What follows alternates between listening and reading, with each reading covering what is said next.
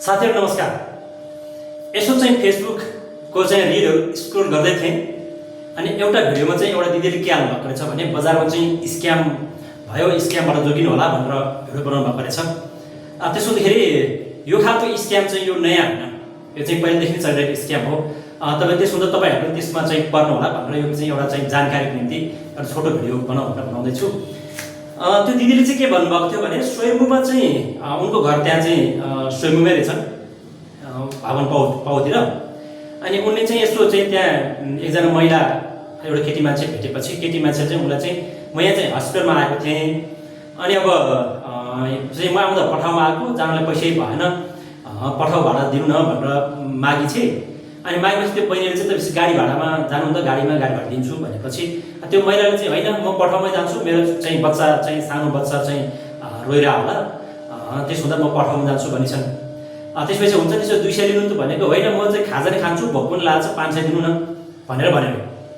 अनि ल हुन्छ त्यसो भए 500 नै दिन्छु, तर मसँग चान्चुन छैन एकछिन है भनेर त्यो दिदीसँग चान्चुन रहन्छ।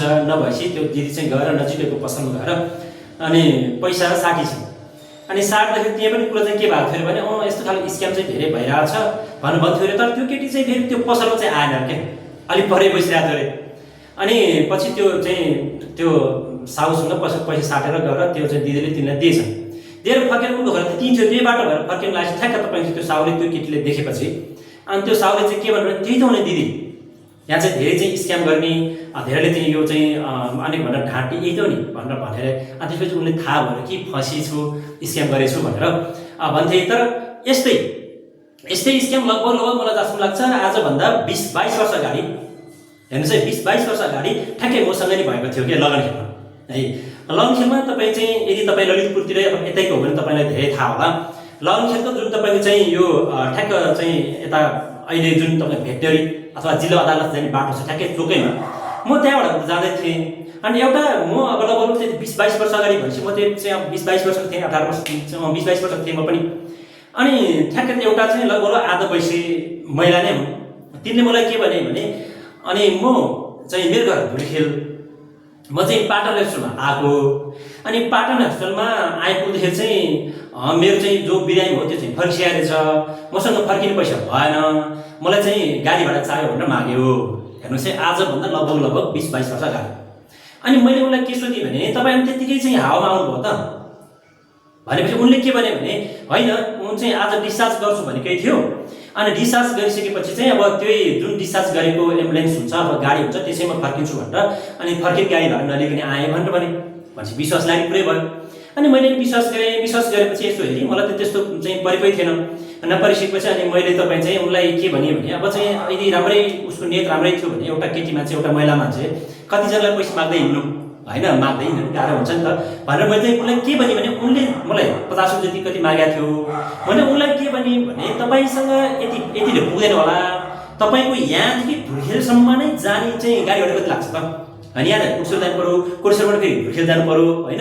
अनि त्यो पुरै गाडी भाडा दिन्छु नि त, किन 50 रुपियाँ मात्रै। अनि अरू अन्त माग्नलाई गाह्रो हुन्छ नि त एउटा केटी मान्छेलाई, कतिजनालाई माग्दै हिँड्नु होइन। अब पेसा भयो त एउटा ठिकै पनि हो, पेसा नभएको मान्छे होइन, पेसा चाहिँ माग्ने पेसा नभएको मान्छेलाई त माग्नु त गाह्रो हुन्छ भइसकेपछि अनि मैले उनलाई के भनेर ठिकै छ नि त तपाईँको लगनखेलदेखि कोटसोरदेखि धुर्खेलसम्मको नै भाडा चाहिँ कति लाग्छ त होइन, पुरै भाडा दिइदिन्छु नि त होइन, अरूलाई माग्नु त गाह्रो होला भनेर भने।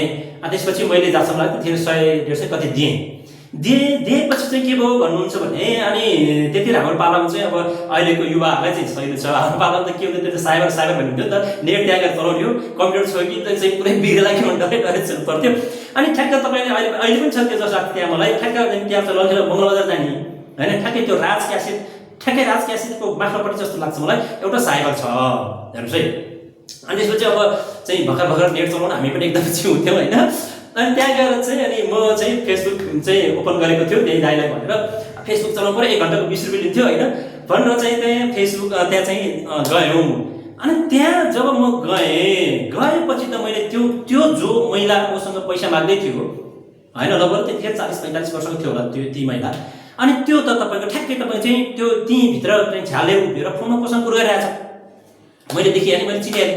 अनि उसले पनि मलाई चिन्न चाहिँ अनि उसले चाहिँ तपाईँपछि मलाई नदेखा गरेर उता फर्केर बसेँ भन्छ। अनि त्यो चाहिँ मैले तपाईँतिर चाहिँ त्यो दाइसँग 20 रुपियाँ तिरेर नेट 1 घन्टा नेट चलायो। 1 घन्टासम्म म नेट चलाएर बसेँ त्यहाँ। त्यति हुँदा पनि ऊ चाहिँ तपाईँ चाहिँ फोनमा गफ गरिरहेको थियो क्या। हेर्नुहोस् होइन, उसले जानु कहाँ भनेको थियो, दुर्गा जानुपर्ने भनेको थियो होइन। तर त्यहाँ चाहिँ लगभग 1 घन्टासम्म त त्यो नि त्यहाँ चाहिँ फोनमै गफ गरेर बसेको थियो। भनेपछि मैले भन्दा के पनि भनेन। अनि मैले के सोचेँ, म स्क्याममा परेछु, मलाई ठगी चिनिनले भन्ने लाग्यो। त्यसपछि चाहिँ फेरि मलाई अलिकति तपाईँ चाहिँ मेरो बानी चाहिँ अलिक खराब के छ भने तपाईँ चाहिँ अलिक एकपटक हेरी नजर बदलेपछि चाहिँ अलिक चाहिँ राम्रोसँग मलाई त्यति धेरै हुँदैन क्या। तपाईँ चाहिँ जस्तै तपाईँ चाहिँ के हुन्छ भने त्यसदेखि मलाई चाहिँ तपाईँ यो चाहिँ मान्छेलाई दया गर्ने कुरामा चाहिँ त्यति धेरै चाहिँ हेरी नजर अलिक फरक छ मेरो। हेर्नुहोस् है।